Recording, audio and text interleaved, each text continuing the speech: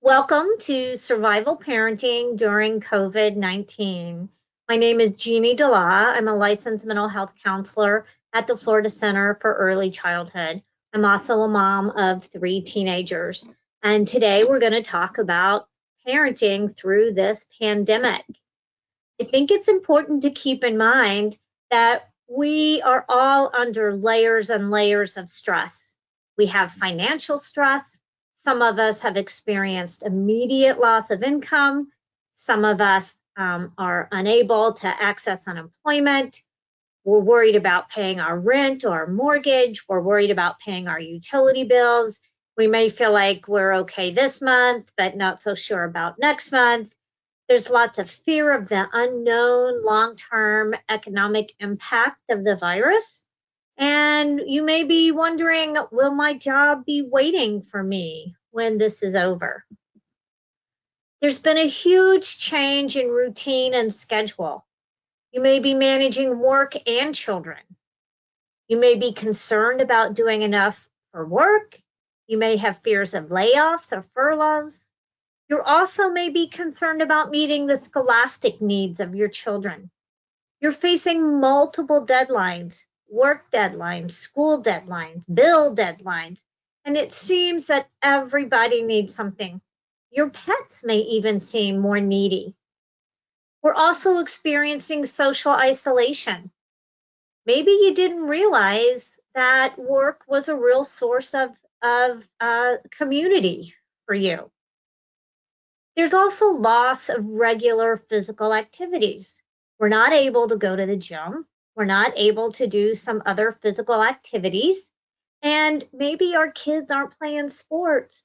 Maybe we really miss those sports activities that either we did or our children do.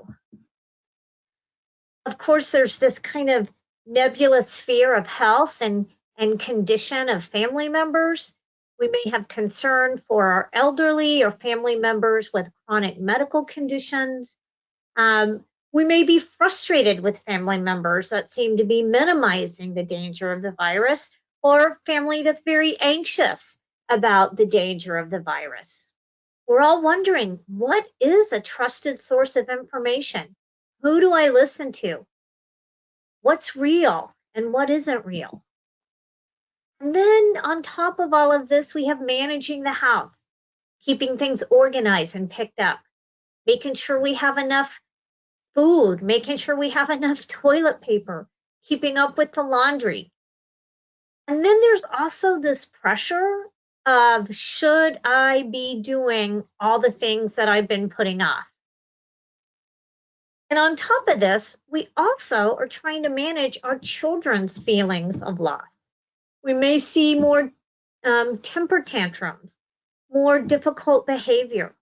We're going to see some sadness. We're going to see some anxiety, some anger. We're also seeing changes in our relationships. We are together a lot more. And everybody may have different expectations for what time together means. There may be pre-existing relationship challenges. Maybe you weren't the best at communicating. Maybe there's a history of physical abuse. Maybe there's sexual pressure. You may be really experiencing different views on parenting. There's no clear communication of duties in the home, and you may be co-parenting with someone who has very different ideas about how to parent during this time. So those are some of the real common layers of stress that we're all experiencing. But then we have these other layers that the stress is building on. So if you or a family member has a history of trauma or abuse, if you or a family member has a history of addiction, maybe a family member is coping with mood-altering substances, maybe someone in the family has poor anger management skills. So I just want to call it what it is right now. We are all experiencing trauma. We're right in the middle of it. And when we are in the midst of trauma, Our brain doesn't work like it normally does. We aren't processing things like we usually do.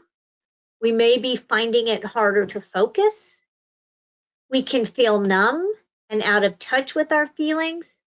We may be minimizing and denying as a way of coping. We may feel overwhelmed with worry and depression. And people react differently to trauma. Some people in trauma are anxious and hypervigilant. What's going on? What do we need to do? Some may slow down and feel really depressed. And some may just minimize. It's not a big deal. What's important for all of us to keep in mind is it's going to take time for our brain to process and make sense of this. And so what I want you to keep in mind right from the beginning is in the middle of a storm or trauma, just getting by is okay. Be kind to yourself. We're all dealing with different levels of grief, and grief is a roller coaster of feelings. It's rarely a straight line to feeling better. So you're going to most likely notice waves of feeling okay, mixed with feeling low and depressed. Some days you'll wake up with energy to face the day, and other days you just long to stay in bed. On the high energy days, do the best you can. On the low energy days, give yourself permission to be good enough. Our bodies are like pots. When bad things happen, it's like the heat has been turned on really high and it starts to boil inside. And most of us have learned to put a lid on our feelings. In most cultures, we are taught not to talk about bad things and instead to hold them in. This holding things in can affect our body. It can cause changes in the pot. It can cause headaches, body pain, changes in blood pressure, and it can impact restful sleep. The heat gets higher, we may blow up. We may exhibit behavior we wish we hadn't. So when a pot is really hot and boiling, we have two things we need to do. Turn down the heat for us and for our kids, and open the lid for us and for our kids to let some steam off. So the very first tool is lower the bar. Here is a YouTube video that shows not lowering the bar. Show the YouTube video. We'd all love to be this person, but it is just not a healthy expectation, really ever, but especially now. So I think it's really important that you keep your expectations in the middle of a pandemic realistic. It's okay if the laundry stays in a pile. It's okay if the kids spend their days in their pajamas. It's okay if you spend the day in your pajamas. It's okay if your young child in elementary school misses an assignment. It's okay if your kid has animal crackers for breakfast. I really want you to lower your standards, lower the bar, and make a list of what's acceptable. Do what you need to survive. Stay safe, stay fed, and stay clean.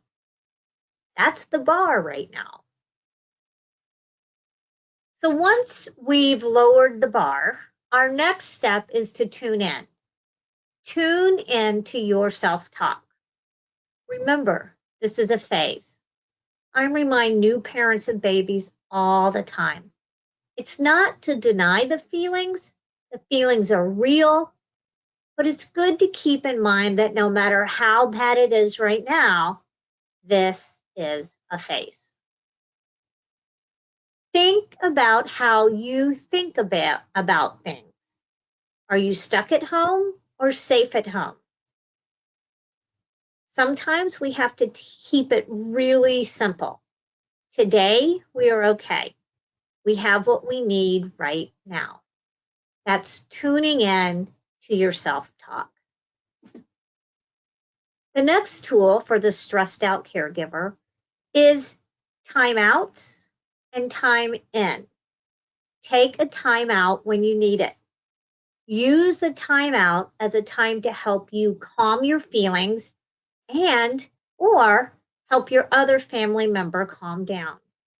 We can't solve problems in the middle of a hurricane. This was one of my favorite sayings. When the feelings are big, the brain is small. When we're in the middle of big feelings, we can't problem solve. We can't help our children calm their feelings and emotions. We can't help our kids find it when we have lost it. So when you're feeling overwhelmed, it's important to step back and take that time out. Sometimes we act in a way that we wish we hadn't. And that's when time in is important. You take a time in with your child when you need to reconnect. There are no perfect parents. We all have moments of frustration and anger.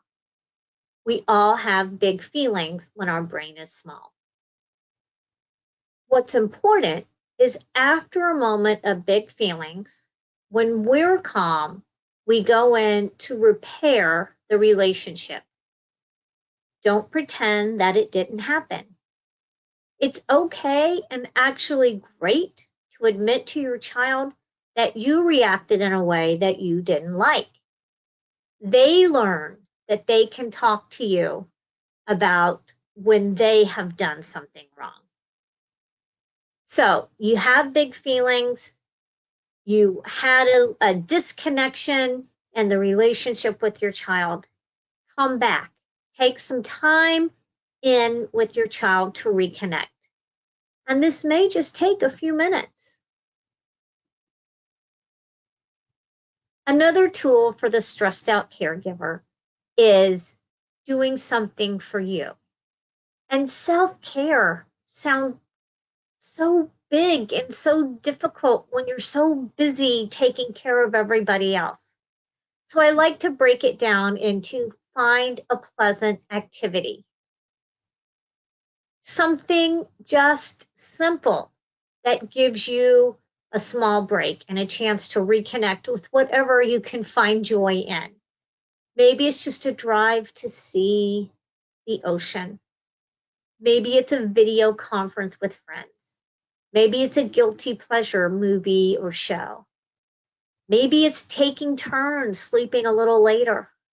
Maybe it's a short meditation or prayer.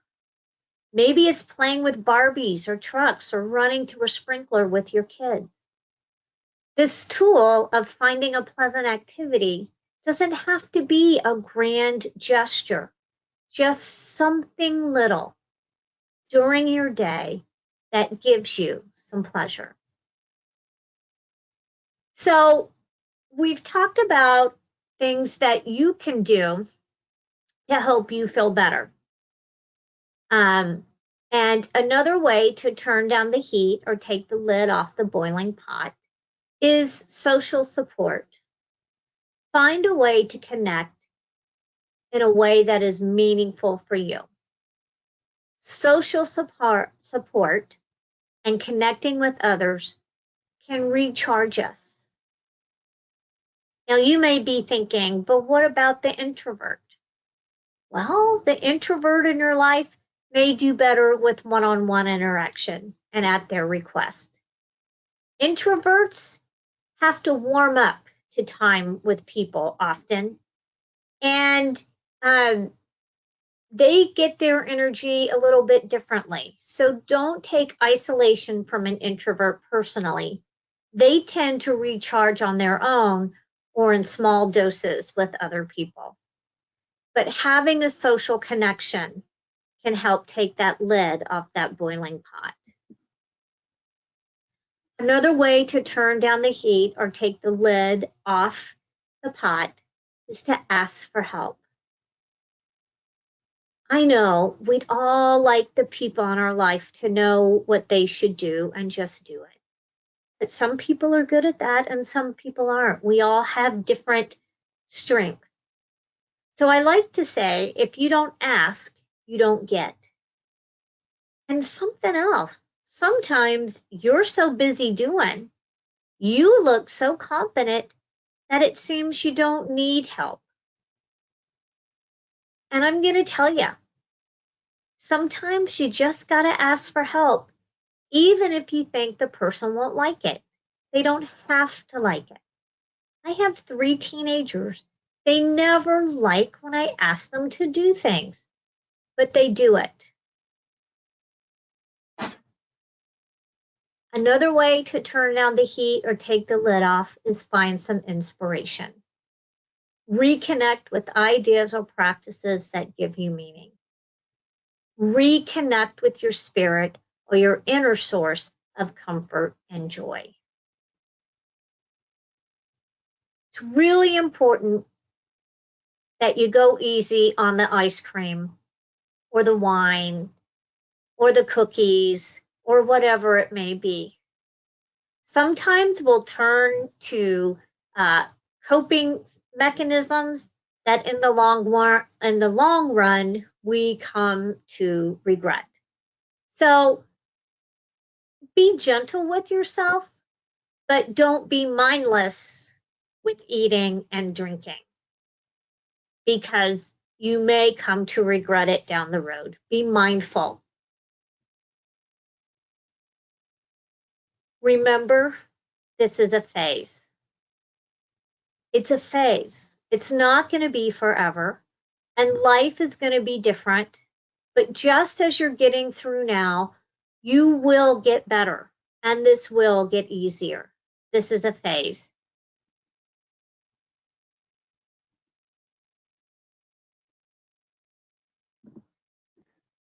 Focus on what you have today. Gratitude is very powerful. We suggest that parents every day find that one thing that you did right. In the end, here's the bottom line. All parents and caregivers need care, perspective, support, inspiration, and a little time for themselves. By turning the heat down for yourself and getting at least a little relief, you can better meet the needs of your children. We all want to be the parent that our children want to turn to in difficult times. Navigating this difficult period with a few changes can actually end up strengthening your parent-child relationship and create positive changes for you and your family that last long after this pandemic. So I want to say, I know this is hard. You've got a lot on your plate, and I get it. Just do a few things for you, and you'll be okay. Thanks so much for listening. Next topic, we're going to be talking about how we help our children manage their feelings and emotions during this difficult period. Thank you.